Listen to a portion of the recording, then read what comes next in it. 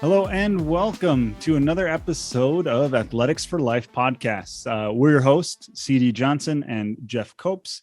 And on our show, we talk to athletic directors, former alumni, interesting people in the world of sports about the lessons learned through sports. Our goal is to promote those lessons learned and hopefully improve our programs in the process. So thanks for joining us. Jeff, do you mind introducing our host or our guest for today? Yeah, so our guest for today is Sim Cook. We are traveling through Asia to interview different ADs, and Sim is in Japan. So we're going over to Japan, not far from us, and we're going to Kobe. Sim is the AD at Canadian Academy in Kobe, Japan. And we're very interested to talk to Sim today.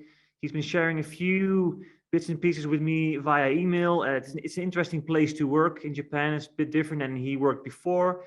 So we're very excited to learn from Sim, to hear from him, and just to pick his brain and, trying to have some things that we can implement in our program. So I hope you all enjoy the podcast today. Yeah, let's head to Japan. Hello, Sim. How are you doing today? Hey, sorry, just got on then. Awesome. Perfect. I just pressed the record button because I forgot it last week. So we're good. We're good to go. It's a bit tricky if you don't record it. Yeah, that's pretty crucial for a podcast. So yeah, done. We're all good to go, and it's great that you take the time for us today. And thank you so much for being here. No problems at all.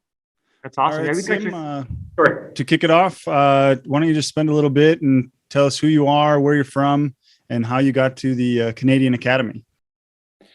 Sure. So my name's Sim Cook. I am originally from Australia. So from a small country town about 3 hours southwest of Melbourne. It's where I grew up, played most of my sport. I went to university in different parts around Australia, depending on which the course was. And then I pretty much got my first job, full-time job, was in a very, very small international school in Jakarta. And actually wasn't even in sport. It was a classroom teaching job, although I tried to apply for the PE, but they felt I didn't have enough experience. So I was, teaching grade twos, was not very good at it. And then a lot of problems in that school. And then I was picked up by, it's changed its name now. It was Jakarta International School at the time. I was picked up and I was able to get a job there. And then probably for the next 10 or 15 years, I would say, I was pretty much just a PE teacher. Well, I shouldn't say just a PE teacher, but that was my sort of main course. And then I've taught in different countries through Europe, as well as going back to Australia for a small stint. And then eventually came back to Jakarta, as it now is, Intercultural School. And that's where I started off as an AD. And then went one summer, my wife and I, and our youngest at the time, went for a trip over to Japan and absolutely loved it and said, hey, this would be a great place to live. And it was just one of those, things that happened, and it got back, and suddenly there was two positions, AD positions, because I'd moved into AD by this stage, athletics director, and two positions came up, one at ASOJ and one at here Canadian Academy, which is in Kobe near Osaka. And just talking with different people at the sort of the recruiting, I wouldn't even know if it was really a recruiting fair. It was the ERICOS conference that we have here in Asia. They sort of said, Canadian Academy might be the best fit for you at this stage. And that's where I've been now for the last 10 years. So that's how I ended up here in Kobe. That's a great story, actually. So how did you go into the AD role? Because it's very interesting to hear different people, how they go into that specific role. Because where I'm from, I'm from Holland. We don't have that role over there. So you go in PE and then you grow into that. So how was your journey to that specific role? Exactly the same thing. Like in Australia, we don't have it. I know there's some private schools that might have a sports coordinator, and usually that's just tacked on to their PE load, unless it's a really big one. But, I hadn't even heard of it before until I got to Jakarta. And so this was like I'd been at Jakarta twice. My second stint, the AD that was currently there, he took a sabbatical, and everyone was saying, Sim, you should go for it. You should go for it. And I'd be looking at the hours that he was doing, and I'd say, there's no way I want to do that job. So actually I declined it. Wasn't interested at all. Went back to I was middle school PE teacher. It's a pretty big school, Jakarta Intercultural. There was 600 in the middle school, about 900 in the high school. And at the time they had an activities director in the middle school who didn't do any of the sport. Actually, we didn't really have organized sport for middle school. It was just somewhat a club or intramural style things, whereas the high school had a full program, and they're part of IASIS League. Anyway, that AD, he did, I think, maybe about 2 or 3 more years, and then he decided it was time. And again, they all came knocking on my door saying, Sim, you should think about this. You've got good organization skills. And I'm not sure what I organized, but they said, look, give it a go. And I thought, well, I'll give it a try. I wasn't that keen actually at the time. I guess because it was something new, didn't really understand the role. And I'd also seen how this AD, he'd come in, his idea was he'd come in late, but he'd be at school till like 9 o'clock. No one ever really quite knew what he did, but you go, I don't want to work those hours. He had no kids. Anyway, I interviewed for the job and managed to get it, and then pretty much totally restructured the job to be far more manageable. And actually having that, I don't think I could do anything else. I'm not sure I could go back to being full-time PE. So that's pretty much how I stepped into it. It's interesting working in a big international school in Southeast Asia, where it's more about people management than actual organization. Of course, it's organization, but I had a team of 15 people underneath me because it's a work order for this. You need to set these tents up, and I need these equipment. I didn't lift a finger physically.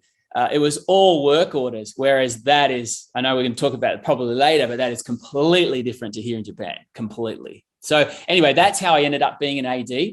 And now it's 12 years being an AD now.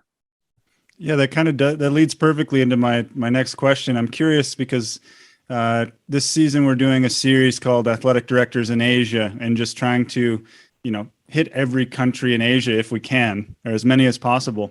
So I'm curious, how was it different between Jakarta and now Japan, where you're at, as far as programs, the size of the school, the culture of the community, all that sort of stuff? What are some big differences that you notice? Yeah, I guess it's definitely numbers as well. Most of the international schools in Japan are smaller. And actually, I think there's only 3 of us. Yeah, probably 3 of, I don't know how many schools that have got, big sporting programs. But there's only probably 3 full-time ADs here. The rest are all part-time, usually PE, but not always. But yeah, the very big difference in terms of what the workload is, I guess. Still busy both places, but as I said, Jakarta was more about managing people, a lot of meetings about like who does what role, whereas here in Japan, and I would say pretty much all of us are all the same, we don't have that workforce behind us. So if we look at the school here, and we're quite a small school, we have 3 support staff, that's it. And they're all flat out doing everything else. So it's really is hands-on. We hosted a softball tournament, and most Japan fields are dirt, not grass, and they're not synthetic. It is changing, but it's a lot of dirt. So the softball field that we had to use for the tournament, after every game, I would be on a tractor driving it around to rake the field. And I'd quick take my photo. No one would believe I'm actually driving this tractor, but that's what we had to do. I was up till late at night setting the fences up, putting the bases out. It's all on your own. And I think one of the big things is here, you really rely on the kids. So we have a really strong athletics council because you have to have them. There's like this, we have probably about 10 kids on the athletics council. And of course they love it because they miss school, but they are so hands-on. They ran the food vending thing that we ran. We had, some of them, they're lining in that softball tournament, they're relining it. They're often being the scorekeepers. There would always be an official one, but they would be doing it. So you really rely on the kids here. And it's, very much manual labor here in Japan. Of course, the language is hard too. Here I have an assistant he speaks Japanese far better than I do. Whereas in Indonesia, my Indonesian was pretty good, so it wasn't too bad. But it's very different here. I would say both places have very strong sport cultures, but very different philosophy. So Indonesia, when we would play, say, Indonesian teams, it was all about crushing the international school. So they would put their best players, even if they were beating us and things like that. But yeah, the schools that you might go to visit were just the lowest. The floors probably weren't cleaned, and these athletes are still working really hard, but they're pretty low down schools. Whereas working with Japanese schools is very different, and it's a huge sporting culture here in Japan. So the schools pretty much run all the sports. It's a 6 to 7 day a week program. Trainings that's not our school. We have much less, but it's usually 3 to 4 hours a day of training, and no holidays. So as soon as they finish a tournament, they're ready to start again. So yeah, very, very different sort of cultural area. Of course, the international schools, I think, are quite similar. We're now part of what's called the APAC League, and I was originally part of IASIS, and they're very similar. And I think in other those leagues are pretty similar for international schools. Yeah, that's great, because in this podcast, we interview different ADs, and it's very cool to hear all the differences. But there's so many similarities too, and this sounds really like Mongolia, to be honest. We are doing everything too here almost, so that's very interesting. Can you talk a little bit more about your specific role? Because everybody's role is called different. We had Paul Rader on the podcast 2-3 weeks ago, and he's a director of sports, which covers everything he said. And so, can you talk? What's your specific role? And then follow up. And you talked a little bit about the conferences you are in. Can you talk a little bit about APAC and your local conference there?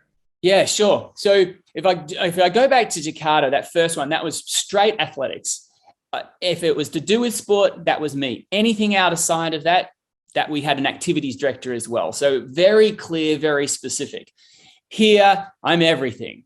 So my official title is activities director, and we're part of the APAC League, and that has a performing arts or fine arts, whichever you want to call it, component to it as well. So although probably maybe 60% of my workload would normally be the sports program, both middle school and high school, and then organizing that high school interchange program within the conference, that's APAC. That takes up a fair amount of time. But then I've also got the performing arts. So we've got, I responsible for the travel and making sure they've got directors and things like that. But that's our dance and band, very similar to what Paul would have talked about, because we're in the same league. Then in my role as well, I'm also in charge of the outdoor education program. So we send the whole school out from grade 5 to grade 12, usually for a week during the year. We also have ski trips. I cover all those as well. And I would say that I pulled that in. I know that's not something normally, but I just love it. And it's just a great change and something different. And then I also run our whole elementary clubs program too, which, now that I've got it down, it's not a huge amount of work. And we've got some good software that we use for it now. But yeah, and then obviously we're in charge of the facilities. If there's anything, we oversee it, and the bookings and repairs and things like, not that I physically do the repairs. But yeah, I cover all of that as well. We're trying to build our dormitory program, and as part of that is there's an activities component. They want to try and put that into our office as well, but it hasn't quite worked so far. And I'm a bit reluctant to move down there just because it's something else. But yeah, it's quite a wide variety of things that we do in here. And I guess that's why this position's full-time. Yeah. In terms of conferences, so we're in a local conference that's called the Western Japan Athletics Association, or WJA is what the kids call it. And that's all local international schools in this area. However, we do have some Tokyo schools and Yokohama international schools that will come down and also compete. And then we're in the APAC, which is the 12 international schools, China, the Philippines, Vietnam, here, and Korea. So, and then we, it's very similar at the end of each season, performing arts or sports. There's the big major tournament, 3 days, lots of travel, lots of kids. Yeah. Usually, probably the highlight of the kids' experience at school. Yeah. So that's the two main conferences that we belong to. That's awesome. I can definitely relate to wearing many hats, and you switch from this role to that role and you just oversee a lot of stuff. It keeps you busy. Yes. Yeah, it does. I want to circle back really quick. You had mentioned a few minutes ago about your student council, not the student council, but the athletics council. Yeah. That's something I've seen before. And, sometimes in schools they work great. Other times it's just one more group of kids to kind of manage and find something for them to do. How does it work at your school, and what are some of the benefits that you see for your program and for the kids that are involved in that? Sure. I'm going to refer to probably my good friend. He is the athletic director over at a school called Marist Brothers International School, which is a tiny 200 population school that has amazing sports programs and often kicks our butt, surprisingly. And his model of athletics council is just phenomenal. He has 60 members in this council, and I take a lot of the ideas from him of how he manages this group of kids. But basically, they do everything. We have two levels of the athletics council. So there's the executive body, which is that's your presidents and the treasurer. It'll be class electors. And they're the ones that I meet regularly. Usually every fortnight we meet. And we make the decisions, or we look at what's coming up tournament-wise, what are the roles that everybody's got to do. President will generally speak at assemblies to give any information out. We have what's called an official coordinator. So that actually, she's really amazing at it. She will organize a group of students to be the table operators for basketball and volleyball and all the middle school events. She does that. And then we have communications people. So they send out all the messages, if it's to go through our newsletters or if it's to go just within our group. So that's that main body of around 12 or so kids. And, in normal times, they're pretty busy. They also do all the airport pickups. So they'll go out to the airports and meet the schools when they arrive. They'll head out on the buses, and then I greet them once they come here to school. So that's a big role, and they love doing that, usually because they miss school and hang out at the airport. And then there's this sort of, a smaller, it depends what it is, a small body of students, and the executive council will get those kids together, and they'll be the line judges. They'll be floor sweepers. They might be helping us to set up the convenience store or the booster, help with booster to set up their things. And they're just kids that are pulled in whenever we need them. Sometimes you don't need them, and sometimes we do. And then we have a service program where you're trying to accumulate a certain amount of points through service. And that's so the kids are really joining in to get these service points and service credits. So that's where the sort of bonus comes. We actually, a lot of our students will do refereeing at the basic level, like if it's elementary games or middle school. And we pay the students for that. And we also, for when they do the table operating, we also pay for that too. So of course they're not double dipping. They're not doing service and paying, but it's like a little bit of pocket money that they can get on the side that we do that. So it's been very successful. So that's our athletics council. We've just sort of restructured it. Originally, it was just me picking the best kids and those kids that were involved. But we got complaints, I guess, from students saying, look, how do we get in if we really want to be in it? So now we have open elections. Usually at the end of the year, we do it for the next year. And it's usually the same kids, but it allows any kid now to come and to get a position on the athletics council. And it's quite a popular group to be in. So that's how we run it. Sorry, Sim. So it has the same kind of structure as a normal student council. Yes. Do you also budget for that to pay the kids, or? Yeah, we do. So when we're paying for for if they're doing officiating or they're doing table operating, yeah, that comes out of my budget. So I do factor that in. Because I was always, I would love to start something like that, because I work at a small school and CD a little bit bigger, the British school. So these kids are super important. I always use them already for refereeing and things. But how could we start that the simplest way to start? Again, it was sort of in place when I was here, but really what I did is I picked 2 or 3, I think it was 4 key students who, and I actually sometimes try to get kids who are not sporty, because the sporty ones are always at sport. And so it's difficult. So the last couple of years, like the president and the main ones were actually kids who none of them played sport, but they were really organized. They loved being part of it. And we just started to get meetings and we would meet weekly. And we would just say, well, look, I asked them, what do you think we can do? You don't get many responses, but what I already had in place was saying, well, look, here are the jobs that I really need help with. And then that's how we started working out, well, what about if you do this and this and this? And probably the most important person for us is that official coordinator, the one that goes around, and usually she'll just get her friends. And I don't mind who it is. And then at the beginning of the year, she'll get those people together. We'll have a training session in the first week or 2 of like, well, how do you officiate a volleyball game? How do you run the score table? And then the second season, which is the big one, is basketball. We do the same thing. So we do a bit of training session, and then it's just sort of built from there.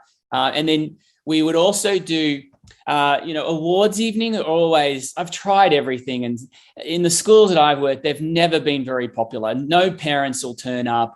Jakarta was a completely separate thing, but here, no parents come, the JVs won't turn up. So what we brought in was an assembly at the end of each season. And we've actually cut it back now. We just do 2. And we bring in the whole middle school, high school, and they're all there, and we get the dancers to perform. And during that, we were giving out the sports awards. That's all completely run by the Athletics Council. I just stand at the back. I don't do anything. They do the lighting, the sound.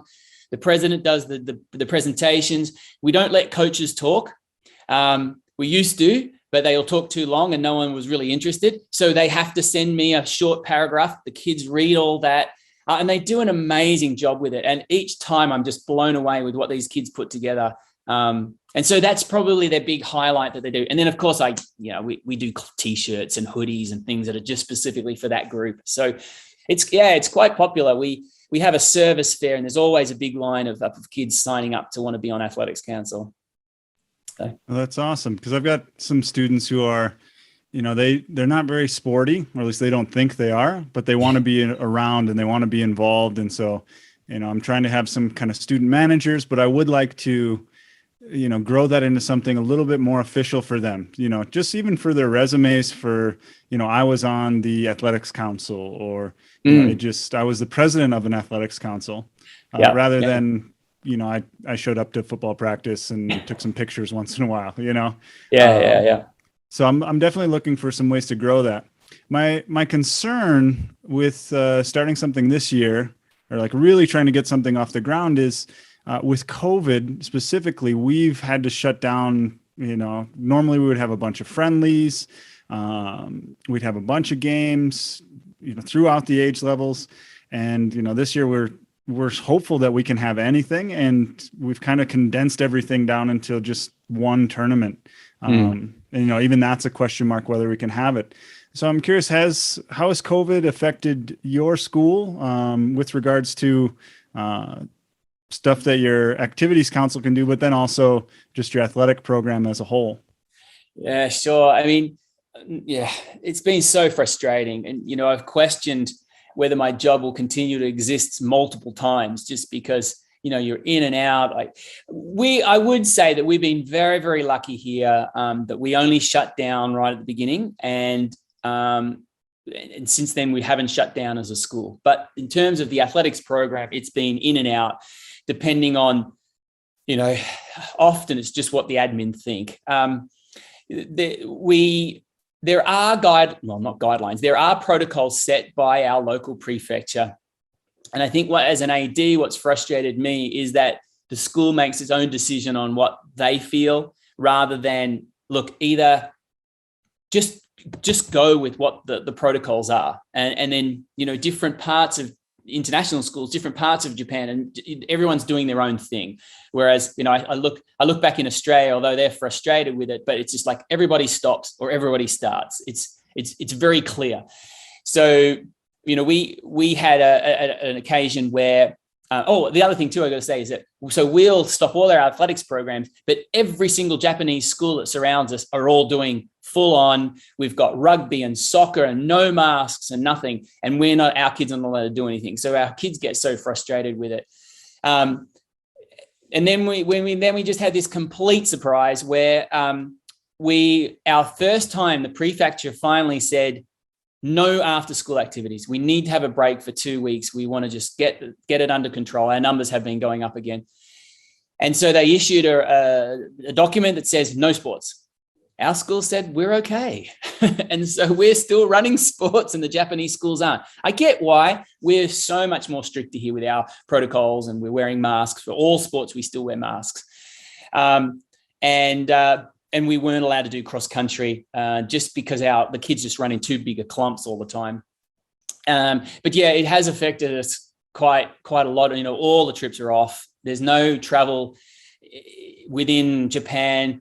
We can't bring anybody on campus. It's all just middle school playing high school, or we try to get a faculty team into play. That's the only sort of competition that we can do.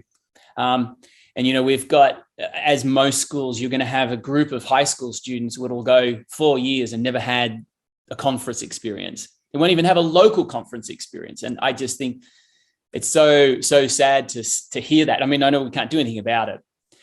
About your question about the Athletics Council, it's exactly what we said. Well, we started to say it last year and this year, you know, like they still come to our meetings and say, well, look, what are we going to try and do? And they came up with some really cool ideas. Is there a way that we can do some type of pep rally online? So it would be spread out. The classes are still on, but, you know, during an assembly, we could highlight each team in some way. That was one of the suggestions they came up with. They talked about doing a coach recognition breakfast, although we don't know what that would look like, but, you know, where the council would put something on at the end of the year that would just thank the coaches for all their time. That would be sort of something they could plan towards. We talked about school spirit, but it's a difficult one to do, you know, being it online. And not that we are online, but we can't bring all the classes together.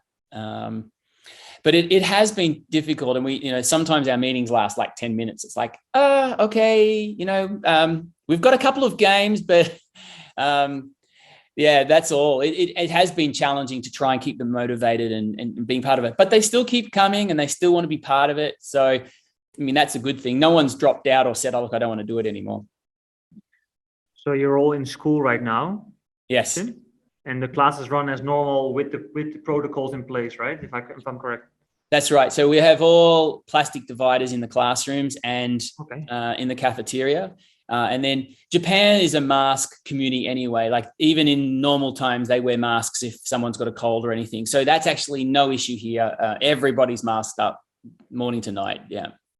How does a year ahead look for your program? What have you planned, or you haven't planned anything yet? Or we've had sort of preliminary discussions that so we're currently in a state of emergency, which is supposed to finish next week. But there's sort of rumors that it could be extended till September. And whilst that's on, we're not doing anything, but we have discussions with our head and probably head of school at 2 other international schools that if the state of emergency drops, we're going to start actually just starting some games against each other. So that's what we're probably mostly looking forward to. Definitely with the sports. We just had a meeting yesterday about doing virtual performing arts events. I mean, that just comes under my category. We were supposed to host a virtual cross country this sort of first season of sports, but we haven't been able to run our cross country. So sadly, we're not going to be able to run that one. That was done very successfully last year. I think we ended about 3 or 4 virtual cross country events. And the organizers did a great job. They even sent medals and things like that. And it was pretty exciting. And that gave the cross country team something to look forward to. Other than that, probably the biggest thing that I try to get the coaches to do is to make the season as interesting as possible for the kids. And like, we have coaches that will just go out, coach, say goodbye, and the kids are done. And I think, we do pay stipends here and they're quite good. And I say, look, it's got to be more than that. If we're allowed, you have to set up games weekly. You've got to find someone. Of course, we'll help. But, whether it's you bring the middle school team in or you're bringing the boys, so boys and girls volleyball at the same time, the girls might play the JV team. And we have a lot of faculty who love playing a lot of the sports too. But I say, look, you need to keep the interest going. And we get the kids in the uniforms. We get officials as much as we can. Usually they're just internal, and we're playing these teams. Just last night we played, the varsity girls played the faculty team, and they had a ball. And so it's just trying to look at these little small things that we can just keep the kids' interest in it, not let them get down. And whilst we're still able to play, try to give them the best experience we can. But it's so difficult. We don't know. The vaccination here is so slow. We just don't know when that time will be when we can actually start traveling to just locally. Overseas, I can't see for a while. Yeah, thanks, Tim, for sharing that. Because we are in a similar situation right now where we want to start a season, but we will not be able to play against each other. So to give you got some ideas for us to play the JV team, play the staff, or make some smaller teams, or we have to figure out. But like you said, keep it exciting for the kids, right? That's key there. Keep it Yeah. I think the example is our soccer team, which is not as motivated. I think they finished the season with only 6 girls left. That's a full 11-a-side program. Whereas my girls volleyball team, so tryouts, we've had 24. And again, we're only a small school, and in normal, that's quite big. We have not a single girl drop out. So I think it's a good judge of saying, look, you've just got to get these things something. Just give them something to play. Yeah. You mentioned briefly just having that conversation with your coaches about trying to make the season memorable, giving the kids something, trying to make it more than just rolling out the balls and playing. Do you guys offer any professional development for your coaches? And if so, what does that look like? Or how do you try to kind of get the most out of your coaches? It's probably one of the areas that could be one of my goals for the year. We don't do a lot. We find it very hard to get coaches, and we have coaches in multiple sports. Like, I think there's probably about 4 or 5 of us that are coaching 3 and 4 sports, whether middle school and high school. And so, you're so that it's sort of often it's like, would you please coach this team? I know it's real. And so often they're like, oh, look, I just want to get through the season. So they don't often ask for PD. We always have a season beginning of the year meeting. So the admin allow us to have, it can be as long as we like, but they give us a session during those first PD days. And I always try and take a topic and I try and talk about it. I know that's not great PD, but at least it's something. I'm very, very passionate, and when I did my CMAA athletics AZ thing, that's what my topic. I'm very thinking about the way that coaches treat their athletes. It's a whole big topic I can talk about, but we do PD like that. Financially, we will support coaches that find something online if it's reasonable. If they wanted to do, there was a volleyball clinic online that 2 of our coaches want to do. So I will fund those kind of things, and that's really all we have. Maybe in Tokyo there might be something, but in our region there is nobody around that would speak English well enough to do a clinic.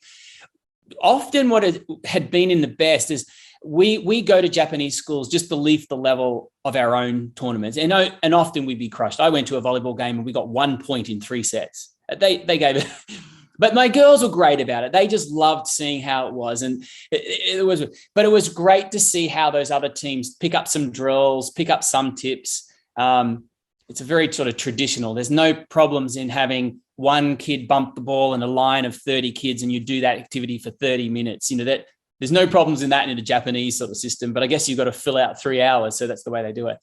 But yeah, there's not a lot of PD available, but as I said, I'll fund if it's reasonable, if any coach wants to do it. So that's the way we sort of get around it. You mentioned very briefly your CMAA. Yeah. Now, the NYAAA, we've been talking with a few people who work there and do clinics and LTC courses, LTI courses. How did you get involved in doing your CMAA? Because you're from Australia, right? So it's not like something that you do normally. CD and I are still both working towards that. So can you talk a little bit about the NYAAA and your whole journey to your CMAA? Yeah, sure. It was really part of being APAC. And when we get together in our conference, we meet together usually twice a year. Nowadays, pre-COVID, it was always in Bangkok just because it was simpler. It's so expensive. It's actually cheaper for me to go to Bangkok than it is to go to China because of Australian to get visas and stuff like that. So we all just said, let's just do it in Bangkok. And there's several American ADs there. And so all the information would come there. And they also brought the representative from the NIAAA to start doing LTC courses at ERCOS, which is the South Pacific. I can't remember what the ERCOS stands for, but it's, there's all the principals, heads of school, they all have a session and there's a teachers one as well. And that's how I started to understand it. And then I would do the courses just at ERCOS. And then I did the first one, the CMA, that's right. And I reckon I failed it twice or 3 times. I just couldn't get the legal side of it from the US. It was like, that doesn't make sense. Anyway, it took me a few times to get it, but I finally got it.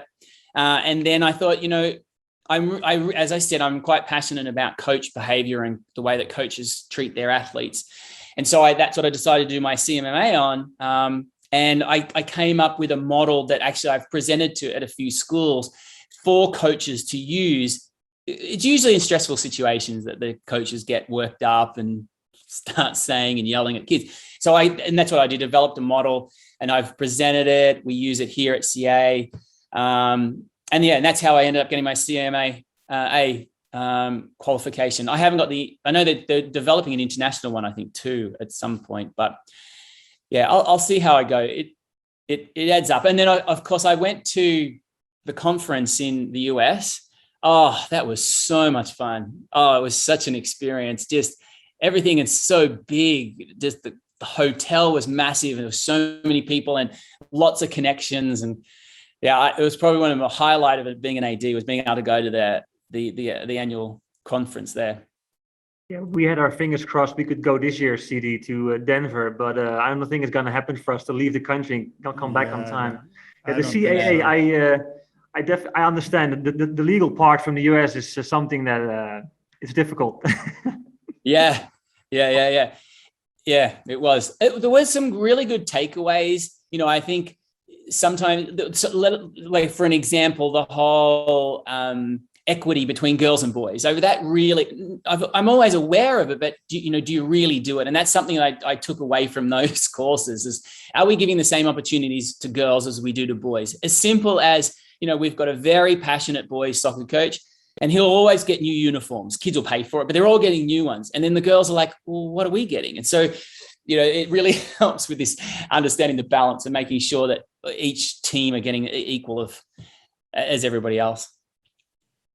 You mentioned kind of your CMAA and how coaches treat their athletes, which ties into a question we like to ask is just about your philosophy on sports. So if you don't mind talking about one or both of those, if they kind of tie together.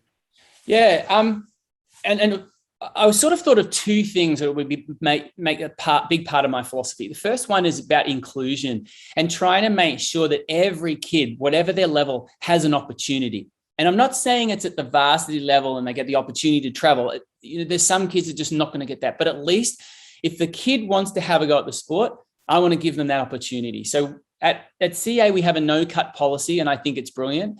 And financially, we were able to have a C team, a D team, and pay a coach for it. So we will never, well, I shouldn't say never. We in the past had never cut kids. We'll shift them between teams and kids will drop out. And of course, if there's behavioral and that kind of stuff, that's different. But we would never cut a kid, whereas Jakarta, very different. And that had just to do with the amount of kids we just had. So I really like that inclusion model, that every kid can have an opportunity. We've tried the intramural model. I just haven't got it to work. Intramurals as a separate activity, absolutely. But to have it that kids who don't make your A, B, whatever team have then intramurals, it's just not the same. They don't get the coaching. They don't get the games and things like that. So, we've had down to in middle school girls soccer, we had like 60 girls. I think we had like the D team playing and they're just these group of 6th grade girls madly running around. But we had a coach, they had training sessions. So that's a really big one, is the inclusion. And then probably, my other one is about fairness and respect. And that comes from the research that I've done, that there just really is no evidence, no supportive thing that says yelling at an athlete when they make a mistake or the team makes them better athletes. And I will sit here and argue with anybody about it. It's just coaches them themselves getting frustrated, not understanding how to deal with their own emotions, and then they take it out on the kids. And I know I've been guilty of it too, getting frustrated, but I pull myself back. And I've had coaches here say, "Oh yeah, but I just need to get in the huddle and give them that quick yell to spark them up." Yep, but you can do that also being positive. So that's in that as a part of my CMAA, and also the presentation I've done is just working through with coaches saying, look, there are alternatives to yelling at kids. It's just not needed. And it probably stemmed from when I first came here. We had a PE teacher and a very popular coach who had been coaching for a very, very long time. And that was his style. It was, for teams losing, he would just be yelling at them and all this negativity. And the kids loved him though. That was the weird thing. But I just think kids can still love you too, as a coach, and you can still be positive. So that's a really big one for me. And I think we've done a great job here at CA. We have no coaches that will, yes, occasionally it'll happen, but it's so rare. It's all a very supportive type environment, and we seem to do quite well. We can win events and we do fine. So yeah, that's probably my big one. If you're interested in some discussions with coaches, we have a few here in Mongolia that could use some discussion with you about that. It's pretty interesting here, especially in the local leagues over here.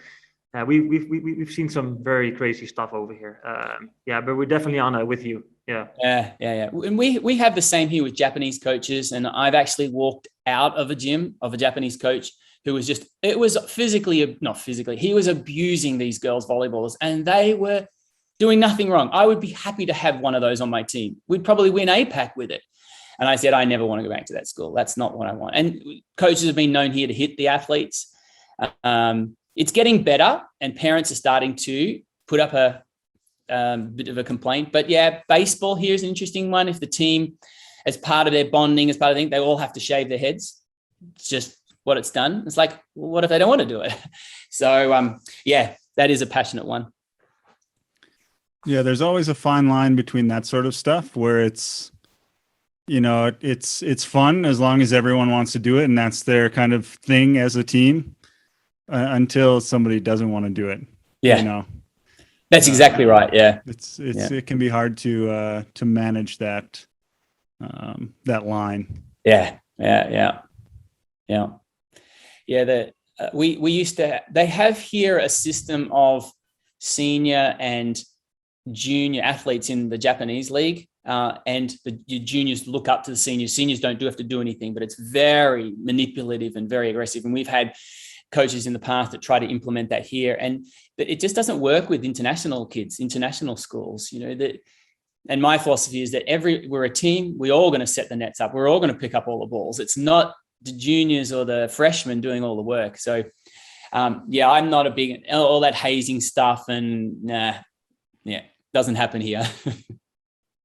Yeah, we've seen that too here. Like when the kids are in our programs, they follow that similar kind of respect and but then they also play locally which they have totally different coaches. That's sometimes where I struggle with these kids when they bring that kind of attitude from the other coaches into our building, and that's sometimes very difficult.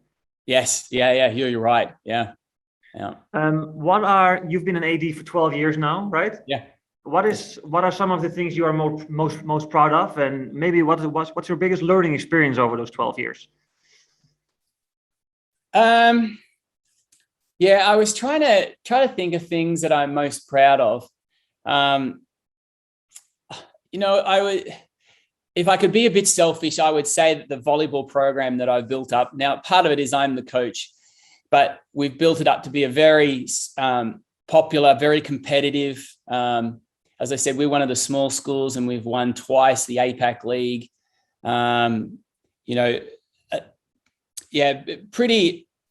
Pretty proud of that. Pretty proud of my daughters who both play in the program, but that's just a dad thing. I would say that we've got a really efficient office running here. Sadly, I lost my assistant this year. And between the two of us, we had a really efficient system going. I think sometimes to our own detriment, we kept giving extra tasks because they knew we could do it. It'd be like, let's give it to the activities office because we know that event will get organized properly. And it's like, yeah. So sometimes it works, but I would say that the way that we've developed this office is probably a big component, and that it all just comes down to being organized and having a plan. That's a big thing. But yeah, that's probably one of the things that I'd be proud of, is how we've developed this office. Yeah, that's awesome. It's hard as an AD, the good ADs tend to not take much credit. Yeah. So, that question can be a tough one. Yeah. What about as far as new ADs, right? You've got a ton of experience. What about for someone who might be just stepping into this role, relatively new to athletic directing in general? What advice would you have for them?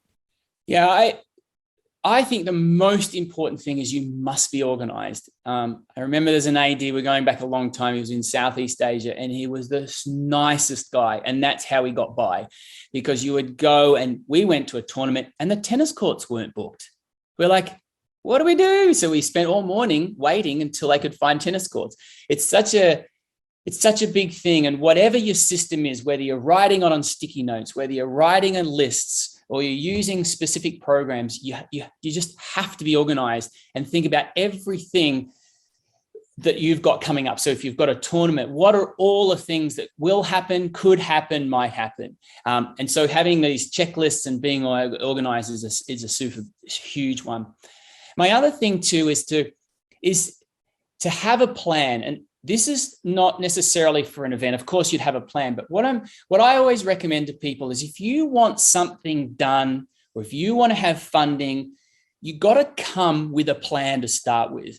If I want to go in and say, look, we want to start table tennis as an APAC program, and I just say, and it's thrown around, we could spend an hour with the admin. Everything's got to go through our admin, understandably. We could spend an hour talking about the pros and the cons and, what's the financial things. I've found from the simplest things of trying to get new volleyball poles right through to running a new club is to already come with a plan.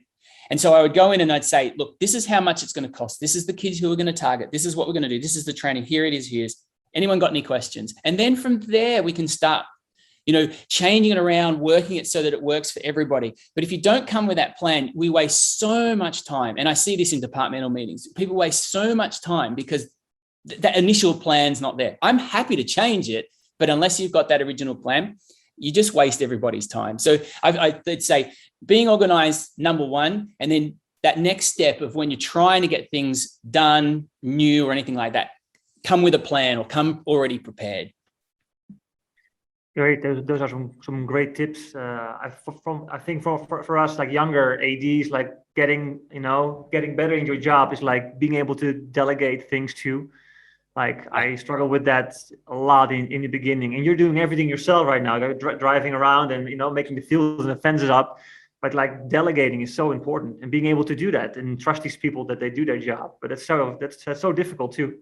Yeah. Oh, it is, because especially as an AD, you want it to be the best event, tournament you can have. And you know the only way that's going to be is if you do it.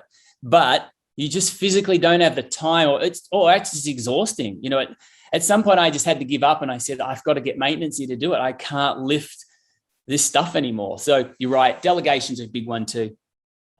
Sim, we nearing the end of our interview. We have so much more to discuss, maybe in the near future, but we have to keep it a bit under the hour. So thank you so much already for being with us today. A final question is: what is just next for you in your career? You've been in Kobe for 10 years, right? What's next? You're going to stay there longer? Maybe different career path. What's up for you next?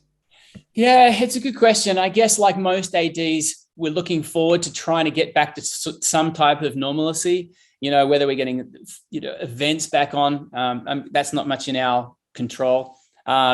Next, establishing our ties again with our Japanese schools. In terms of me being an AD, you know, I love it here. I love Japan. Our school's going through a major restructuring of contracts. And I'm not sure it's going to work so well in our favor. As well as I've got 3 daughters, all quite sporty, and the school doesn't support 3 kids at the school. So I've got quite a few sort of things up in the air. And so we've probably committed to 6 years. That's when our middle daughter will finish. So that's definitely on the cards. And then after that, we're open. It's just one daughter left. My wife's a nurse. And it's just saying, maybe we'll stay here. I could easily stay here. I don't see this as my place of retirement. I would go back to Australia, but we would probably travel between the 2 countries. I love it here. My wife's Japanese. And it's just sort of seeing it. I have a big passion for snowboarding. We're a huge snowboarding family. And so that's a reason to stay here, because the snow's great. And then my other sort of passion hobby is finance. And so I help a lot of teachers with their investing and things like that. And I'd love to be able to sort of, as my body wears down and I can't keep up as much anymore, that would be a great area to get into, is helping, you know, particularly international teachers who are usually terrible with their money, getting into finance. So I've got these little things all just there, but at this stage, it's, you know, at least a 6-year plan that we'll be here. And of course, the kids love the school. That's probably the hardest thing, if anything. If we try and move, I don't think they'd let us. So yeah, that's sort of the plans at this stage, but who knows? No, that's awesome. I too have a little thing for finance, and I've given a few PD sessions actually at my previous school about, you know, retiring as an international teacher and how to set yourself up for that. So maybe we'll chat a little bit more over email. Oh, very happy to talk about that. Yes. Yeah. Anytime. All right. Well, thanks, Sim. It's been great. Definitely a lot of stuff for us to think about, and a lot of great things you're doing at your school. We appreciate your time, and, you know, we wish you the best of luck this year. And it's going to be challenging, but you know, I think we'll make it. Yeah. Well, thank you very much. I've really enjoyed this. It's been good fun. First time I've been on a podcast, so it's been awesome. Great. Yeah, thank you so much, Sim. It's been a pleasure for us to interview you, and let's hope we can meet each other in the future, face to face sometime. You know, it would be great. At one of those NIAAA conferences, I'd love it. That'd be perfect. Or we could go some snowboarding in Japan. It's not that far for us, so. Anytime, you're more than welcome. We know all the good resorts now. Even my 4-year-old will tell you where to go. So. Perfect. Thank you so much for your time, Sim. All right, you're welcome. Thank you. Thanks. Bye-bye. Bye-bye. All right, we just wrapped up our interview with Sim Cook at the Canadian Academy in Kobe, Japan. Just a great interview. Great to talk to Sim and kind of pick his brain about a few things. Definitely a lot of stuff that we can do, you know, at our respective schools. The Athletics Council, we talked about that for a while. You know, I've got kids in mind that would be great at that are already trying to be involved in some way, shape, or form. That if I can just structure it a little bit better is something that we could definitely do. Yeah, definitely. Like, that's something that I would love to do too. We thought about it 2 years ago, a year ago, but then, you know, COVID made everything difficult. But it's something we should definitely try to start. That's a great way, especially if you link it to what he was talking about delegating, managing, and the organizational skills. students can be so valuable for your program. And then you don't have to do everything yourself. I really enjoyed listening in talking about the banquet, the ceremony at the because he did multiple ceremonies a year, and that these kids, they run everything. The coaches, they don't have to talk. The kids will talk for the coaches. So it's like a student-led event, which is just great. Yeah, definitely. I think in schools and athletics, the more you can put some of the ownership back in the students' hands is always beneficial, right? Yeah. Obviously, you have to manage it and make sure it's done well. But once it's in place, a lot of these things that the students are able to pull off is just fantastic. Exactly. And you should that connects really well with, he said, as an AD, you want to have everything at the highest and the best level.